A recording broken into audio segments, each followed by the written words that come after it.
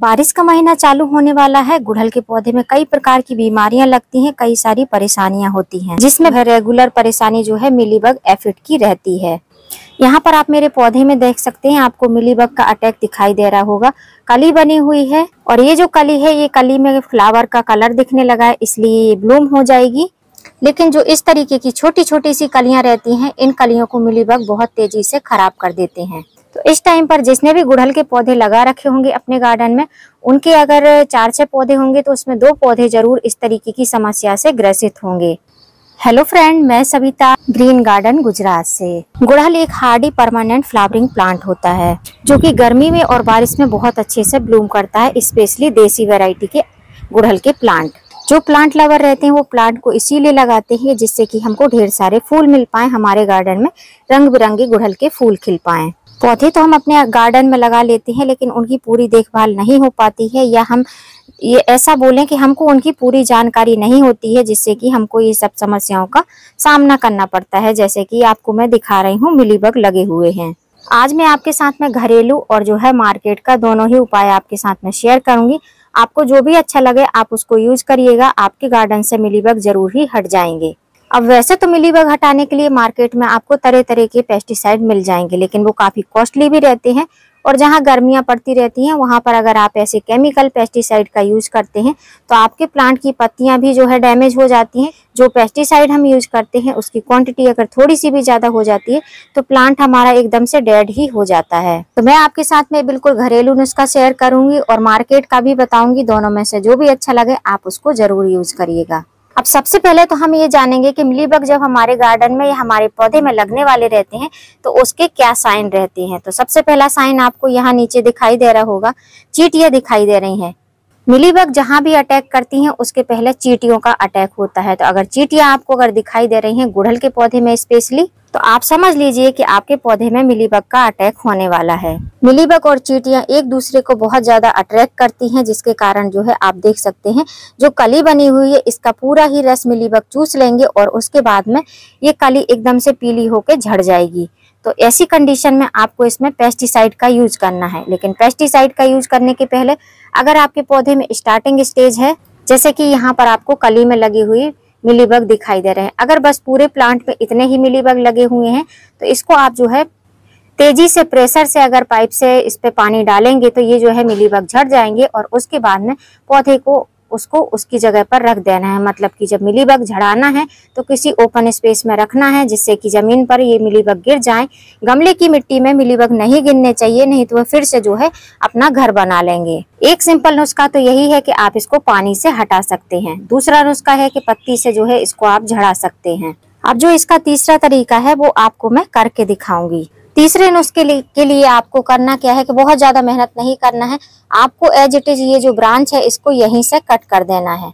अब आप कहेंगे कि हमारा पौधा तो बहुत छोटा है और हम इस तरीके से फ्लावर को कैसे कट कर दें, तो ये आपको करना ही पड़ेगा, नहीं तो पौधा छोटा भले है। यहाँ से मैंने कट किया है तो यहाँ से दूसरी ब्रांच आपको दिख रहा होगा फुटाव आ रहा है, तो यहाँ से दूसरी ब्रांच निकल आएगी, प्लांट और भी हेल्दी हो जाएगा और भी घना हो जाएगा। लेकिन अगर इसको हम छोड़ देंगे तो ये ब्रांच के साथ साथ ये पौधा ही पूरा खराब हो जाएगा। तो इस तरीके से इसको आपको आपके गार्डन से बहुत दूर डस्टबिन वगैरह में फेंक देना है। तो इस तरीके से आपको पौधे का लालच न करते हुए कि हमारा पौधा बहुत छोटा हो जाएगा, पौधा तो अपने हिसाब से बढ़ जाएगा, पौधे की ग्रोथ होती रहेगी। वैसे भी अब रेनी सीजन स्टार्ट होने वाला है तो पौधे की ग्रोथ बहुत ज्यादा होने वाली है। अब नेक्स्ट जो तरीका है कि हमको पेस्टिसाइड देना है, तो किस तरीके से हमको इसमें पेस्टिसाइड यूज करना है, तो मैं सबसे पहले आपको जो है मार्केट का तरीका बताती हूँ। अब आप चाहते हैं कि कोई भी हमको कोई चीज पेस्टिसाइड घरेलू ना बनाना पड़े, तो इस तरीका का नीम ऑयल रहता है। नीम ऑयल 2 प्रकार के आते हैं, एक जो है वाटर सोलेबल रहता है और एक जो है पानी के ऊपर ही तैरता रहता है। तो आप जो भी चाहें वो ले सकते हैं। ये जो मेरा है ये जो है वाटर सोलेबल है, मतलब वाटर में मिक्स हो जाता है और वाइट पानी हो जाता है। उसके बाद में आपको इसको स्प्रे कर देना है। 1 लीटर वाटर में 1 ml आप लेंगे तो आसानी से इसको जो है जब इस पर आप स्प्रे करेंगे जहां पर ये पेस्ट अटैक हुआ है तो ये 2 बार में झड़ जाएगा। 1 बार स्प्रे करेंगे तो कम झड़ेगा, फिर उसके बाद में दूसरी बार 7 दिन पे फिर से स्प्रे करेंगे तो पूरी तरीके से ये फिनिश हो जाएगा। अब यदि आप ये नीम ऑयल लेना चाहते हैं तो ये आपको ऑनलाइन भी मिलेगा, ऑफलाइन भी मिलेगा। मैंने ऑफलाइन लिया था, 120 या 150 के अराउंड ही, 150 के अंदर ही था, इतने में ही मुझे मिला था। लिए हुए काफी टाइम हो गया है, आप देख सकते हैं इसमें प्राइस वगैरह कुछ भी दिखाई नहीं दे रही है, तो आप जो है इसको परचेज कर सकते हैं। अब जो लोग इसको परचेज नहीं करना चाहते हैं उनके लिए मैं घरेलू तरीका बताऊंगी। घरेलू तरीका थोड़ा धीरे असर करता है, मतलब ये जल्दी असर करेगा, ये आपको 1 वीक में ही असर दे देगा, लेकिन घरेलू तरीका जो है आपको 2 से 3 वीक लगेंगे, तब आपका पौधा एकदम से क्लीन अप होगा। अब हम घरेलू पेस्टिसाइड का यूज करें उसके पहले मैं आपको ये दिखा देती हूँ कि जो नीचे चींटियां चल रही हैं छोटी छोटी सी, इनके लिए सबसे पहले उपाय करना है, नीचे से हमको एकदम क्लीन करना है, उसके बाद में हमको इसमें पेस्टिसाइड का यूज करना है। तो सबसे पहले हम इसकी करेंगे गुड़ाई। गुड़ाई करने के बाद में इसमें हम एक ऐसी चीज डालेंगे जिससे कि ये चींटियां वगैरह कीड़े मकोड़े हमारे गमले की मिट्टी में बिल्कुल भी नहीं आएंगे। अब जैसा कि हर गुड़हल के प्लांट के वीडियो में बोलती हूँ कि गुड़हल की बहुत ज्यादा आपको गुड़ाई वगैरह करने की जरूरत नहीं है। गुड़हल की जो रूट रहती हैं, फीडर रूट, वो ऊपर के साइड ही दिखाई देती हैं, जैसे कि आपको ये दिखाई दे रही हैं, ये ऊपर के साइड ही रहती हैं, और इन्हीं से जो है आपका गुड़हल का प्लांट मैच्योर होता है, फ्लावरिंग करता है और जो अपने लिए भोजन स्टोर करके रखता है। इसकी हमने मिट्टी को थोड़ा सा ऊपर नीचे कर दिया है, ढीला कर दिया है, जिससे कि इसमें एयर सर्कुलेशन भी बना रहे, पौधा हमारा हेल्दी रहे। ऐसी घास फूस वगैरह जो भी सूखी पत्तियां हों उनको हटा देना है, ये फंगस का कारण बनते हैं रेनी सीजन में, क्योंकि अब जो है रेनी सीजन स्टार्ट होने वाला है। अब इस गमले में मैं देने वाली हूँ एक प्रकार का इंसेक्टिसाइड भी है, ये जो है नीम खली है, ये कीटनाशक भी है, ये फर्टिलाइजर का भी काम करता है, तो इसको हमको यूज करना है। और एक प्रकार का रूटिंग हार्मोन भी है, मतलब 3 प्रकार के इससे काम होते हैं। तो अभी हमको चींटियों को भगाना है तो हम इसमें नीम खली का यूज कर रहे हैं। नीम खली जो है कड़वी रहती है, कड़वी होने की वजह से चींटियां इसमें बिल्कुल भी आएंगी नहीं। जब न इधर से चींटियां इस पे मिट्टी पे सरफेस पे नहीं आएंगी तो पेड़ पे बिल्कुल भी नहीं चढ़ पाएंगी। इतना करने के बाद में 1 टेबल स्पून मैंने इसमें नीम खली का पाउडर डाल दिया है, और उसके बाद में इसको मिट्टी को ऊपर नीचे कर दिया है। आप चाहें तो आप सर्कल बनाकर भी डाल सकते हैं। अब जड़ और मिट्टी का काम पूरा चुका है, आप जो है हम इसमें ऊपर के साइड वर्क करेंगे, जो कि सबसे ज्यादा जरूरी है। अब बनाना है हमको कीटनाशक। घरेलू कीटनाशक बनाने के लिए सबसे पहले जरूरत पड़ेगी हमको इसकी, जिसको बोलते हैं लहसुन। लहसुन सभी के किचन में होता होगा, जो कि आपको खरीदना भी नहीं पड़ेगा। लहसुन की जो स्मेल रहती है उसकी स्मेल कीट पतंगों को या चींटियों को बिल्कुल पसंद नहीं होती है, इसलिए आप जब भी चाहते हैं कि हमारे गार्डन में हमको इसको यूज करना है, आप इसको यूज कर सकती हैं। ये एक प्रकार का रूटिंग हार्मोन का भी काम करता है, तो इसको आप 2 तरीके से यूज कर सकते हैं, कीटनाशक के रूप में भी यूज कर सकते हैं, और जो है रूटिंग हार्मोन अगर आपको अपने पौधे में या किसी भी कटिंग वगैरह में तेजी से ग्रोथ बनानी है तो उसके लिए भी आप लहसुन का यूज कर सकते हैं। दूसरी चीज है मिर्च। मिर्च भी सभी के किचन में होती है, इसको भी आपको जो है स्पेशली गार्डन के लिए परचेस नहीं करना पड़ेगा। बहुत सारे गार्डन में जो किचन गार्डन रहते हैं उनके जो है टेरेस पर भी, गार्डन पर भी ये मिर्च होती है। मिर्च आपको तीखी वाली लेना है, जिनमें तिखास बहुत ज्यादा रहती है। जब इसका हम स्प्रे करेंगे कीटनाशक बनाकर तो जो है तिखास के कारण वो कीट पतंग जो है नीचे झड़ जाने चाहिए। तो तीखी वाली मिर्च लेना है, तो मुझे एक प्लांट के लिए बनाना है, तो लहसुन की जो कली लूंगी 4 कली लूंगी, और जो मिर्च ली है बड़ी बड़ी 2 मिर्च मैंने ले लिए हैं। अब इन दोनों ही चीज को हमको या तो ग्राइंडर में ग्राइंड कर लेना है या खलबट्टे में कूट लेना है। कूटने के बाद में कुछ इस तरीके से आपका ये बनकर रेडी होगा। अब इसको आप चाहो तो ग्राइंडर में ग्राइंड करते तो और भी जो है बारीक हो जाता, तो जो है एकदम लिक्विड बनाने में आसानी होती। मैंने जो है इसको खलबट्टे में कूटा है, तो ये इसी तरीके से है। एक पौधे के लिए हम कीटनाशक बनाने वाले हैं, तो मैंने 1 गिलास ही लिया है, और उसमें हमको डाल देना है नॉर्मल पानी। इस टाइम पर गर्मी ज्यादा पड़ रही है, तो आपको जो है नॉर्मल वाटर लेना है, गर्म पानी नहीं लेना है। और उसके बाद में जो 1 चम्मच हमने ये 2 मिर्च और 4 लहसुन की कलियों से ये बनाया है पेस्ट, इसको हमको इस पानी में डाल देना है। अब यदि आपने इसका पेस्ट बना लिया है तो आपको जो है 5 से 10 मिनट इसको रखने की जरूरत नहीं है। मैंने जो है एकदम बारीक नहीं किया है, तो इसको मैं 5 मिनट के लिए रेस्ट करने दूंगी। अब मेरे इस कीटनाशक को 5 मिनट हो चुके हैं, और आप इसका कलर देख सकते हैं, इसका कलर जो है चेंज हो चुका है।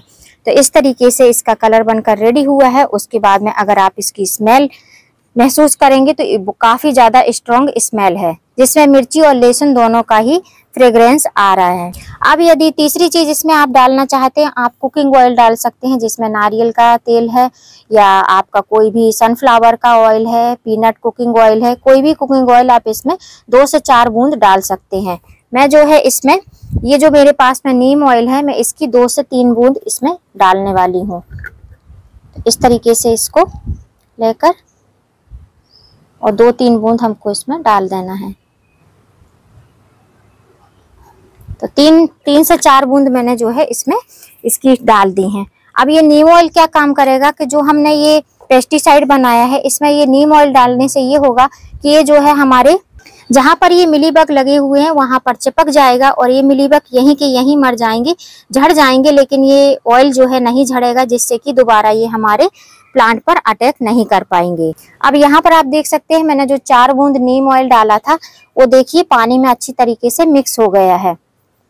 यदि आप कुकिंग ऑयल डालेंगे तो ये पानी में मिक्स नहीं होगा, उसके लिए आपको लिक्विड डिश वॉश डालना पड़ेगा, जैसे कि शैम्पू हुआ या जो है बर्तन साफ करने का लिक्विड, जो विम लिक्विड आता है वो डाल सकते हैं। 2-4 बूंद उसकी डालेंगे, तभी आपका जो आपने कुकिंग ऑयल वगैरह कोई भी ऑयल यूज करेंगे तो वो मिक्स होगा।